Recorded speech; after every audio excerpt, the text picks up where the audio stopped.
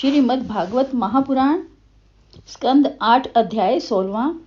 वामन द्वारा बलि से 3 पैर भूमि की प्रार्थना।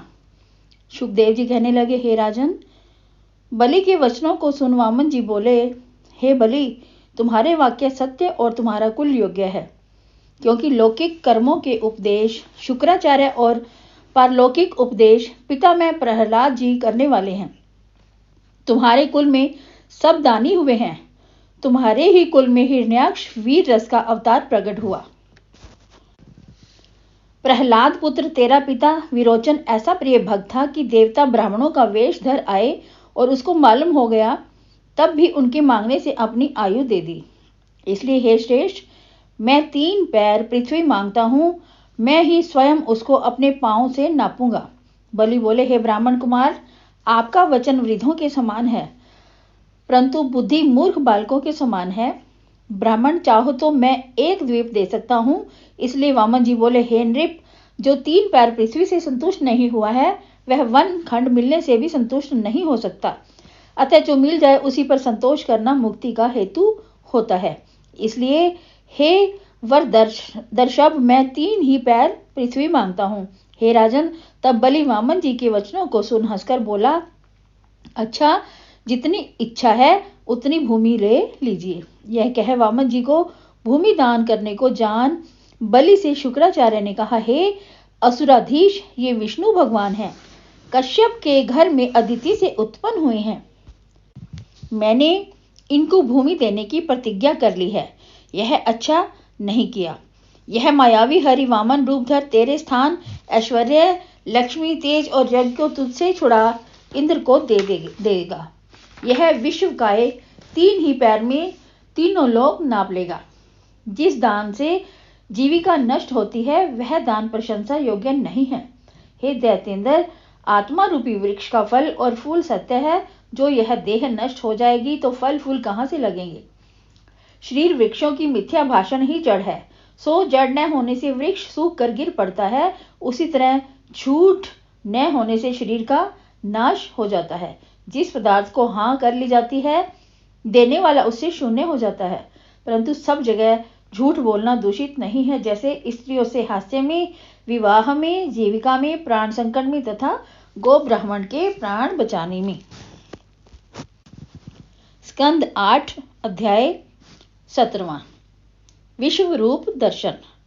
सुखदेव जी कहने लगे, हे राजन, गुरु की बात सुन बलि कहने लगे, हे गुरु, आपका कथन ठीक है। गृहस्थियों का यही धर्म है, परंतु प्रहलाद के वंश में ही धन लोभ से अपनी की हुई प्रतिज्ञा को कैसे मेट सकता हूँ? गुरुजी, असत्य से परे कोई अधर्म नहीं है, क्योंकि बोझ में तो इस ब्रह्मचारी की इच्छा पूर्ण करूंगा ही। यदि ये विष्णु है तो क्या डर है? यज्ञों द्वारा जिसका पूजन करते हैं, सो विष्णु मेरे यहाँ मांगने आया है। तब चाहे शत्रु हो, मैं अवश्य दान दूंगा। इस पर भी यदि मुझे यह बांधेगा तो मैं भी इसको न मारूंगा, क्योंकि इसने शत्रु होकर भी डर के ब्राह्मण का शरीर धारण किया है। जब बलि ने गुरु का कहना ना माना, तब गुरु ने कुपित ही श्राप दे दिया। अरे अज्ञानी, मेरी उपेक्षा करता है, इससे तेरी संपत्ति शीघ्र ही नष्ट हो जाएगी। इस तरह गुरु श्राप से भी वह अपनी सत्य प्रतिज्ञा से चलायमान ना हुआ। जल लेकर भूमि का संकल्प छोड़ दिया।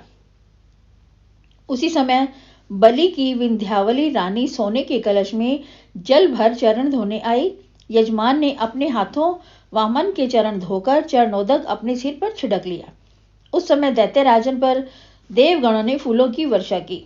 तब वामन जी ने अपना त्रिगुणात्मक रूप ऐसा बढ़ाया कि उसी विराट देह में बलि की भूमि, आकाश, दिशा, स्वर्ग, समुद्र, पक्षी, नर, देवता, ऋषि, ऋत्विक, आचार्य, सभासदों सहित विश्वगत प्राणों, इंद्रिय, अर्थ तथा उनकी पग स्थली में रसातल, चरणों में भूमि, जंघाओं में पर्वत, घुटनों में पक्षी और उरुओं में पवन के गण, नेत्रों में संध्या, गुहस्थान में प्रजापति, जंघाओं में स्वयं आप, नाभि में आकाश, कुक्षी में 7 समुद्र, वक्ष स्थल में नक्षत्र मंडल, हृदय में धर्म, सतनों में ऋतु सत्य, मन में चंद्रमा, वक्ष स्थल में कमल हस्ता लक्ष्मी और कंठ में सामवेद, भुजाओं में इंद्र आदि देवता, कानों में दिशा, मूर्धा में स्वर्ग, केशों में मेष, वेद, जिह्वा में वरुण, भ्रिकुटियों में निषेध और विधि, पलकों में दिन रात, ललाट में क्रोध, ओष्ठ में लोभ, स्पर्श में काम, वीर्य में जल, पीठ में अधर्म, पाद विक्षेप में यज्ञ, छाया में मृत्यु, हास्य में माया, रोमों में औषधि, नाड़ियों में नदी, नखों में शिला, बुद्धि में ब्रह्मा, प्राणों में देव और ऋषिश्वर तथा गोत्र में सब स्थावर जंगल दिखाई दिए। हे राजन, भगवान में संपूर्ण लोक को देख असुरगण खेद को प्राप्त हुए। तदंतर वामन जी बोले, हे राजन, मैं नापता हूँ। राजा ने कहा, नापो। सो एक पांव में पृथ्वी, शरीर से आकाश और भुजाओं से दिशा तथा दूसरे पांव से स्वर्ग नाप लिया। तीसरे पांव के रखने से लिए कुछ भी बाकी ना रहा। स्कंद 8 अध्याय 18। विष्णु द्वारा बलि का बंधन। शुकदेव जी कहने लगे, हे राजन, जब वामन जी का चरण सत्यलोक में पहुंचा तब ब्रह्मा जी और मरीच आदि तथा सनक आदि योगी गण वेद, यम, नियम, इतिहास, शिक्षा आदि वेदांग, पुराण संहिता आदि उस चरण का पूजन करने लगे, स्तुति करने लगे। हे नरेंद्र, ब्रह्मा के उस कमंडल का जल वामन के चरण धोने से पवित्र हो गंगा बन गई, जो तीनों लोकों को पवित्र करती है। तब भगवान ने वह द्विराट रूप को छिपा लिया और वामन रूप हो गए। तदंतर जामवंत ने तीनों लोकों में डोंडी फेर दी कि आज से बलि का हुक्म प्रवृत्त हुआ।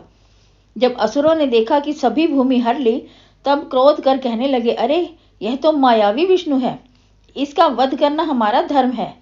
इस हेतु वे सब शास्त्रों को ले क्रोध करके बलि की बिना इच्छा वामन जी को मारने के लिए उद्यत हुए। तब भगवान के पार्षदों ने उन्हें रोक लिया। शुक्राचार्य के शाप को याद कर बलि ने भी रोक दिया और अपने सेना नायकों से बोला, हे वैचित राहो, हे नेमे, मेरी बात सुनो, युद्ध मत करो। जो काल पहले तुम्हारे अनुकूल था वही अब विपरीत है। जब हम पर देव प्रसन्न होगा तो हम इनको जीतेंगे। लड़ना छोड़ दो। अपने स्वामी की बात सुन दैत्य रसातल को चले गए।